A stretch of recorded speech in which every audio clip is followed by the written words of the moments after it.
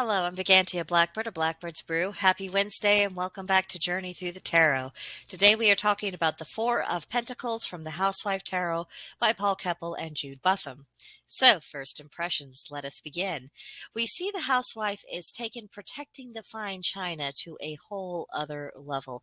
She isn't just placing her favorite plates into the china cabinet for safekeeping. Oh no, she has become the china cabinet. She is wearing it as a dress and she's protectively wrapping her arms around the contents. And then the look on her face, you'll notice, very untrusting. She's got her eye out. And if you notice the positioning of her feet, they're in this power pose, this don't mess with me pose. This is a woman who is on guard, who's actively reviewing potential threats and is ready to respond like that.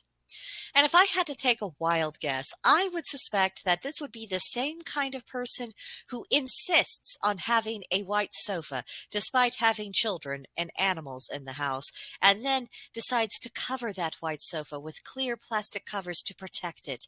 And then they make other poor and impractical decisions around the home that makes the atmosphere oppressive and unwelcoming. Just a thought there. So let's see what our booklet has to say about this particular card. It gave us several key words: selfishness, hoarding, and fear of risk.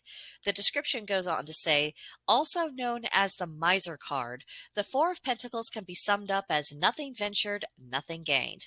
Sure, that costly china may be a precious family heirloom, but what good is it locked away while you serve your family and friends meals on cheap paper plates? You'll never appreciate all that you've accumulated if you don't share it with those you love. So tonight, break out the good china for a change. Don't worry that one may get cracked. Better a plate than a relationship. How true that is.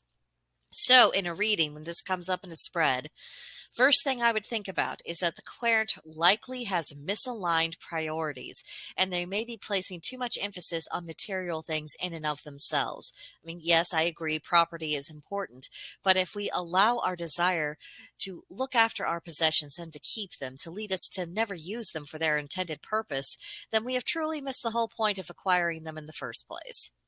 A second possibility I would consider is that the querent may have a collecting habit that has gone entirely too far. More isn't always better, sometimes it's just more.